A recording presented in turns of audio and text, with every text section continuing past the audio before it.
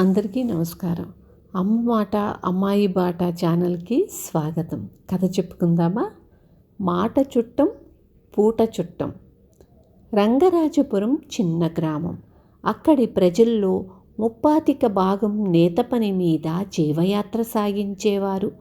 వారిలో గణపతి, చలపతి అనేవాళ్ళు ఇరుగు పొరుగు ఇళ్లవాళ్లే కాక చిన్ననాటి నుంచి మంచి స్నేహితులు. వాళ్ళిద్దరూ మగ్గాల మీద చక్కటి జరీ పనితనమున్న వస్త్రాలు నేసి వాటిని పట్నం తీసుకుపోయి పెద్ద వర్తకులకు అమ్ముకునేవారు. గణపతికి సొంత ఎద్దుబండి ఉంది. అతడు పట్నానికి బండి మీద వెళ్ళి వస్తూ ఉండేవాడు. చలపతిది పెద్ద సంసారం. అతడికి బండి కొనే తాహత లేదు.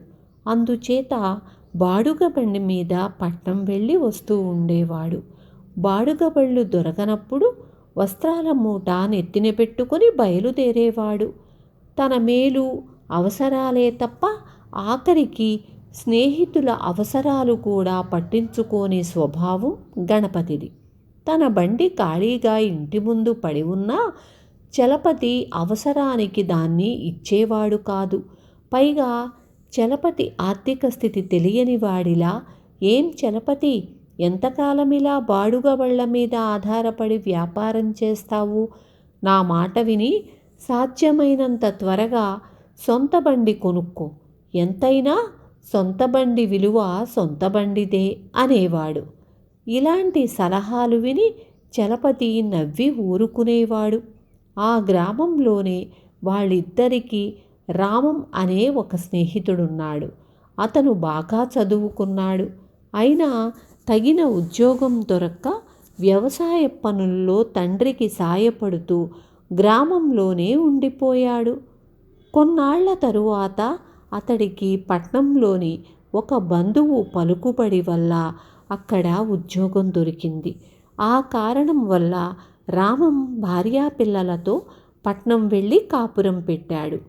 రామం పట్నం చేరాక గణపతి, చలపతుల్లో ఎవరు పట్నం పోతున్నా రామం తల్లి తన కొడుక్కి పిండి వంటలు, ఏవో పచ్చళ్ళు వాళ్ళ ద్వారా పంపుతూ ఉండేది. రామం స్నేహితులు తన ఇంటికి వచ్చినప్పుడల్లా భోజనం చేసి వెళ్ళమని పట్టుపట్టేవాడు. రామం భార్య సుమతి కూడా మంచి కలుపుగోలు మనిషి. ఆమె వంటలు అద్భుతంగా చేస్తుంది.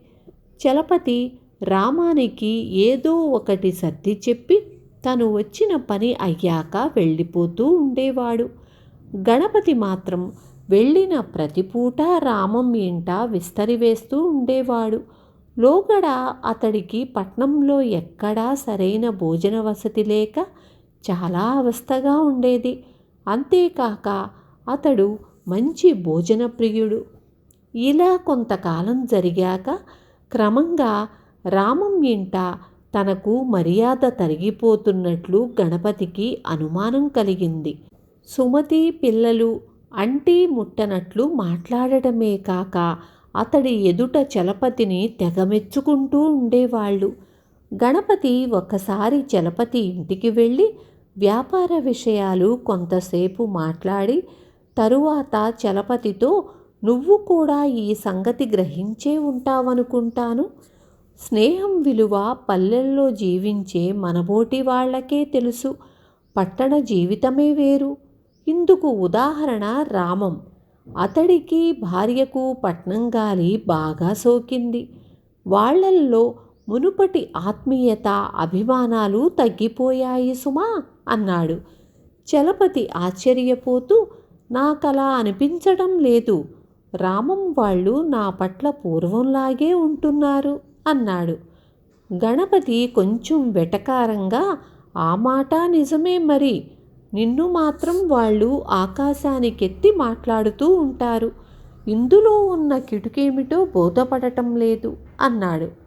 "ఇందులో ఉన్న కిటుకు ఒక్కటే. ఏనాడు మాట చుట్టానికున్న విలువ పూట చుట్టానికి లేదు" అన్నాడు చలపతి. గణపతికి వీపున చెళ్ళున చరిచినట్లయింది. చలపతికి రామం ఎంట ఉన్న గౌరవానికి కారణం అప్పటికి అతడికి తెలిసి వచ్చింది. పిల్లా పాపలతో పట్నంలో కాపురం చేస్తున్న రామం లాంటి చిన్న ఉద్యోగస్తుడి ఇంట భోజన ప్రియుడైన తను వెళ్ళినప్పుడల్లా ఉచిత భోజనం చెయ్యటం వాళ్లకు చాలా భారమనిపించే సంగతి. ఇది గ్రహించాక గణపతి స్వభావంలో చాలా మార్పు వచ్చింది.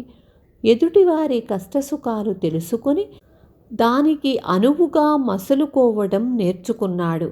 అతడు చలపతి అవసరానికి తన బండి ఇవ్వడమే కాక పట్నం వెళ్ళినప్పుడల్లా రామం పిల్లలకు ఏవో చిన్న చిన్న బహుమతులు ఇస్తూ తప్పనిసరైతే తప్ప లేకపోతే ఆ ఇంట భోజనానికి ఉండటం మానుకున్నాడు.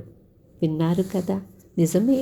మధ్యతరగతి జీవితాల్లో అలా రోజు అప్పుడప్పుడు భోజనానికి వచ్చి ఇంట్లో మకాం వేస్తే వాళ్ళకి చాలా భారం అవుతుంది. ఇది మనం కూడా చాలా ఇళ్లల్లో చూస్తూనే ఉన్నాము.